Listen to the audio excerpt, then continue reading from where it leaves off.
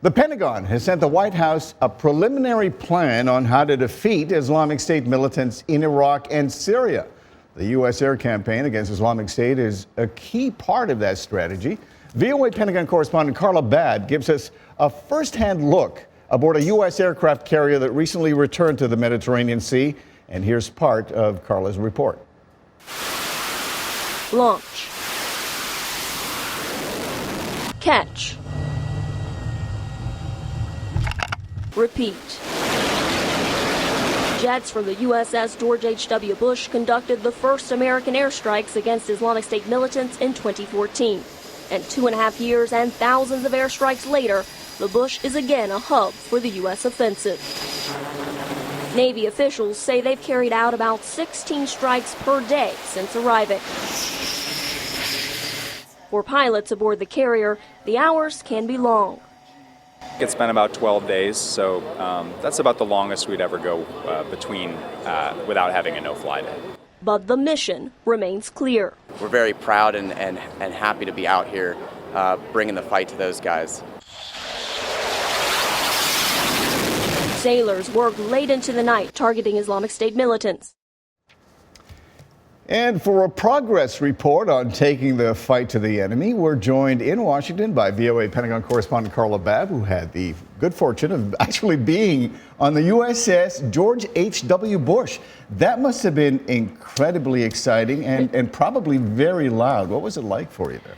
It was amazing. It was an incredible display of the Navy power at its height. When I was there, they carried out so many airstrikes right in a row, and they would launch the F-18 fighter jets. They'd launch about 3 or 4 at a time, and then minutes later, they would come in and catch them. There are about 50 of those F-18 fighter jets on that carrier, 20 other aircraft, and 5,000 sailors. So it's a well-oiled machine. You get a sense of how much awesome power is actually sitting on that carrier, huh? Oh yeah, and I mean when the F-18s take off, you can just feel it. It goes up about 20 degrees on the flight deck. Really? Oh yeah. So it's really amazing. But everybody is so focused too, and they tell you because it's so loud. They tell you before you get off the plane.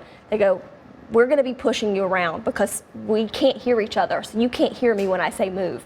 And that was the case. I was actually just feet away from when they were landing when I was shooting some of my footage and shooting some of my stand-ups. So it was just really fun to watch. So Carla, what kind of a role do Navy carrier ships like the USS George H.W. Bush perform in the overall battle against Islamic terrorism?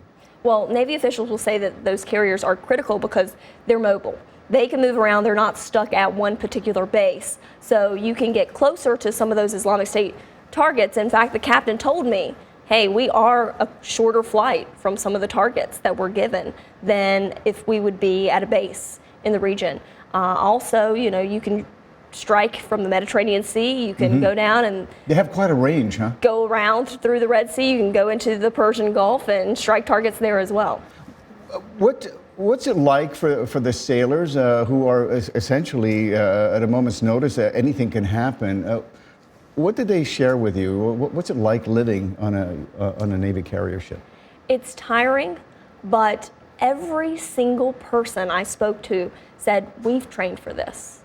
When things get rough, we know exactly what to do. We have trained for the worst case scenarios. I was talking to one pilot who flew 8 hours straight for his mission, came back in, missed the cable and had to end up coming back around. I saw another one at the very last come in at 10:30 at night. Another plane could not dump their fuel and they were too heavy to come in. So they had to wait it out while the plane went around and around and could finally come in. But they never panicked. I was worried because I go, what's going to happen?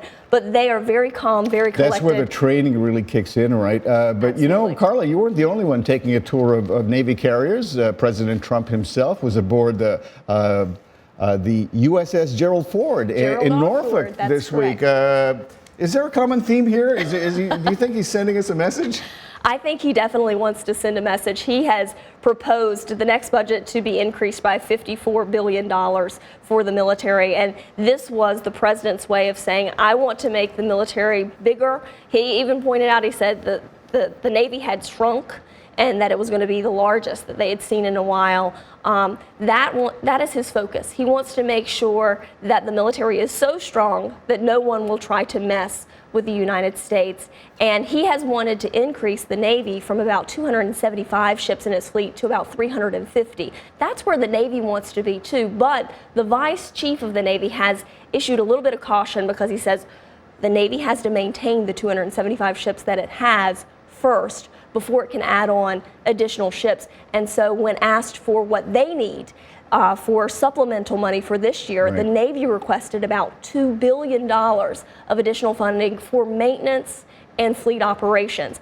Yes, they did request a few ships as well, and yes, they did request about 25 more of those F-18s that you saw shooting off the carrier to help with the counter-ISIS fight, but the big focus for them is maintenance. I don't know if you know the answer to this, but what's a Navy carrier ship worth? What does it cost to build those things? Oh, it's the most expensive ship on the planet. In fact, the Gerald R. Ford that President Trump was on Thursday is the biggest, most expensive ship to date. And this is the reason why what President Trump thinks we need $54 billion, right? Yes, and you can't always buy a ship with one fiscal year budget. No, I know that there was one recently that it took 2 years to get it. And even then there was a fight after the first initial funding for the first half had been approved. There was still a fight for it the next year.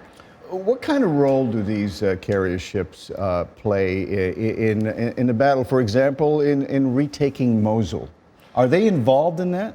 They are striking. They won't give you specifics. None of the. But some of those fighter jets that are attacking some of those Islamic State positions, I assume, are coming from some of these carrier ships. Right. When you look at the strike list every day, just based on the numbers and based on the numbers that I heard from the carrier, it's highly likely that they were striking targets in Mosul and Syria. The admiral there told me they were striking in Iraq and Syria, and since the fight right now is in Mosul, that's critical there. I was told that the plans could change because the Pentagon has just passed up proposals to Donald Trump, which will feed down. You'll have to fill us in on the progress report on Mosul. I'm looking forward to that, but we're out of time. Thank you, Carla Babb, and our best to the crew of the USS George H.W. Bush.